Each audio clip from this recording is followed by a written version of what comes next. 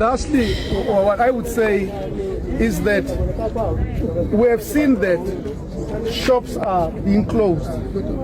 So we should then better coordinate this whole thing. What I mean is that now that shops are starting to close down, it is us who should now call the councillor and say, Councillor,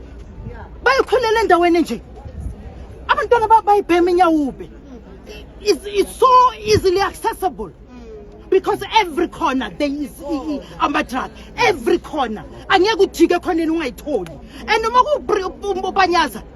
he ever come to Tembisa? I got Disha out. I'm an appointment letter. But he did. He did SOS. He did Desperate. He did the Springs. We're not saying we should be given first preference. Surely not. But he was born and bred up here. We were in the struggle with him. The bazar I told the degree. Sinai. He was given by the people. And so he's supposed to be serving the people. Guys, we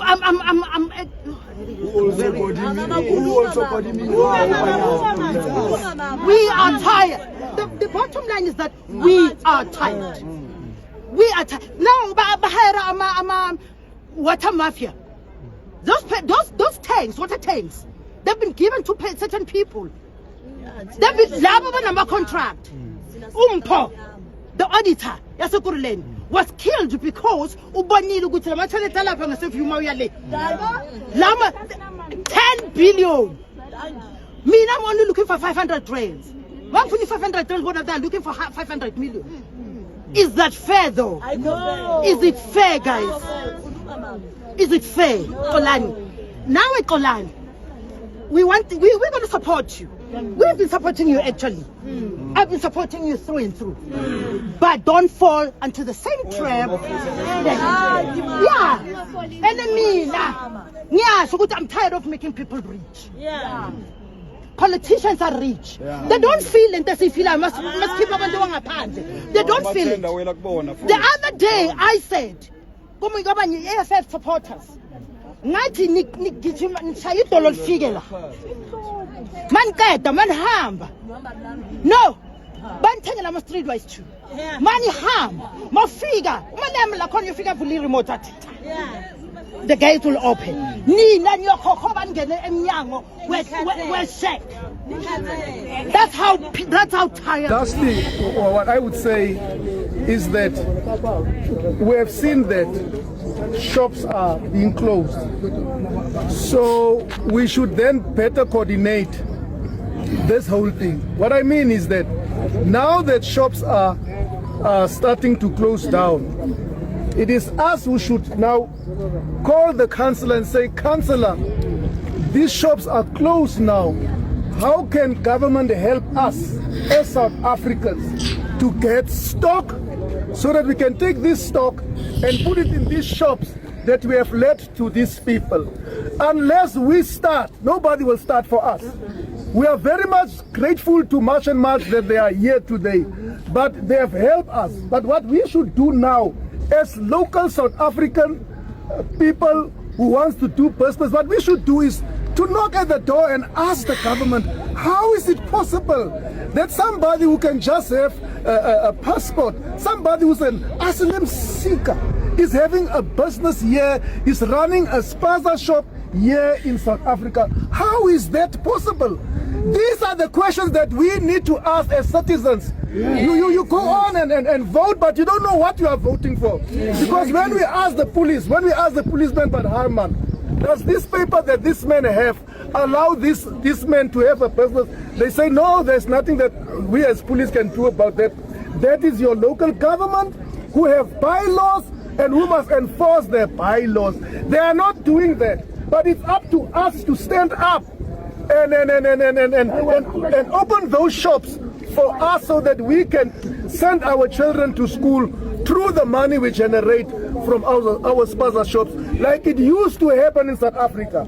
We must go to government. That's what we must go and say, that how do we restore our township economy? Exactly. Because this is our economy. We cannot go to Sandton. Why does these guys who government are so in love with, why don't they go and set up business in Sandton? But they come here and to our dusty townships and at every corner there is a shop. But we South Africans, you would rather, you know that your neighbor loves business. Your neighbor had a tuck shop, but you allow the illegal foreigner to come and set up a shop next to your neighbor. Exactly. Now your neighbor is out of business. As a South African, he doesn't have anything. When you collect the rent because you don't want to work, but your neighbor wanted to run a business, but you allow the illegal foreign national to set up business next to your neighbor, and now you are responsible for killing your neighbor. Let us stand up and go to local government and say, please help us, give us money so that we buy stock and fill this shop and sell for ourselves. It's your right. It's your right. Don't let it stop here. Don't let it die here. Please, let us stand up and go and do the right thing. I thank you very much for your participation. Why will the Nigerian be inviting another Nigerian to South Africa when they're killing your people? Okay. The people who go that invited Tyler, are they South Africans? They are not South Africans. That's it now. You see, do you understand what I'm trying to say? Yes, I understand what you're trying to say. But the people who have invited her we are calling all of them to order right now. That's what we are doing. Okay. We are calling all of them and telling them that this is not the right time to entertain her or for her to come for a concert here in Nigeria. Because right now, we Nigerians, we are upset, we are angry that this is what's happening in their country. And any way we are going to do to get to the government, whatever it is, or if it's through the entertainment or through whatever, we should get to them. Then they understand that we ourselves, because this is the best way, this is the only way we can fight. Because when this whole thing was happening, what did we do? We chartered planes and went to go and bring our people back. Look at the way they attacked them in South Africa. Some of them were attacked, some of them were killed. And now they are back. So at the end of the day, this is the only way we can reach to our government and say, look, we don't want this. You do this to our people and you want to come and get money, because obviously she's going to be paid for it. Is it that we don't have in the entertainment industry, like I mentioned earlier, are we not doing better? Who is Tyler? What is she coming to sing? Which song is she coming to sing? Come and display what for us? We are not interested. She should stay until their government sorts all of this thing out, or until our government, everybody sits down and sorts everything out. Some things should shut down. Entertainment from South Africa should shut down for now. So that means Nigerians too should not go to South Africa. Yes, we shouldn't go until they have brought us back. South Africa.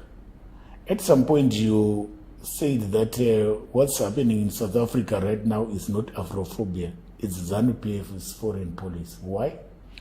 Look, we have always argued as a democratic movement that the presence of Zimbabweans in their millions in South Africa is not a foreign policy issue to the ANC. We said this when Fikile Mbalule, the Secretary General of the ANC, endorsed the regime in Harare. Some of us said that at that moment, that the Zimbabwean immigration issue in South Africa is not a foreign policy issue. Just like the presence of Ghanaians in South Africa. That is a foreign policy issue. The presence of Zambians in South Africa is a foreign policy issue. But the presence of Zimbabweans is not a foreign policy issue. We said it. That it is a domestic issue to the ANC. Because it is a factor when the African National Congress goes into an election. That's why you see that these deadlines, these actions, these Afrobs and all these March and March movement are emerging when South Africa is going into an election. Because we said that it is a domestic issue to the extent that our argument was that the African National Congress, as a social democratic party, must be able to ensure that it helps Zimbabweans to be able to help themselves. How is that was supposed to be implemented? We argued that when the regime rigged election in this country, it is Pretoria, which was first to endorse an election against SADC, against the African Union, and all credible observer missions that were in this country. It is the members of the ANC, it is the leadership of the ANC that quickly moved to endorse and congratulate a leadership in this country that was born out of a disputed election. Instead, Pretoria was supposed to help Zimbabweans resolve the political question. Because out of the political crisis in this country, it morphs naturally into an economic problem. Because this regime is not prepared to solve the economic problems in this country. And Zimbabweans move into South Africa as both economic and political refugees in their millions. To the extent that these buses that are being provided will not solve the crisis. But there are more than 3 million, if data is correct, of Zimbabweans' presence in Tanzania. The solution is that the ANC should stop its Lili-Livat approach to their comrades, because they are sister liberation movements.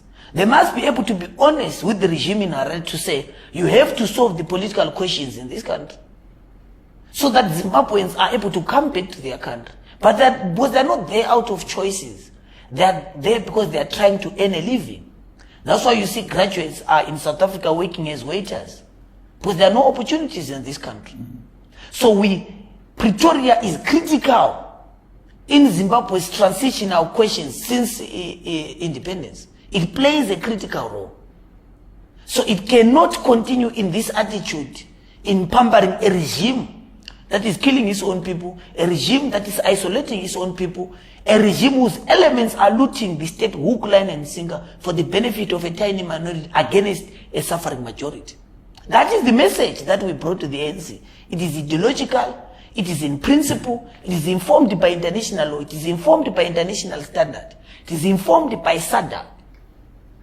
And that position is articulated by progressive forces in South Africa, in the economic freedom fighters, in the Democratic Alliance, and all these progressive movements in South Africa, COSATU and so forth. And some progressive elements within the ANC know that. And they've communicated this position with the regime. But at the end of the day, it is an executive decision that must be made by the presidents and the leadership of that country. To the extent that if Zimbabwe solves its political questions, which is a question of disputed electoral processes in the country, that will be able to see Zimbabwean coming back. But these ones that have arrived, I can assure you within the next 3 weeks, they're going back to that country.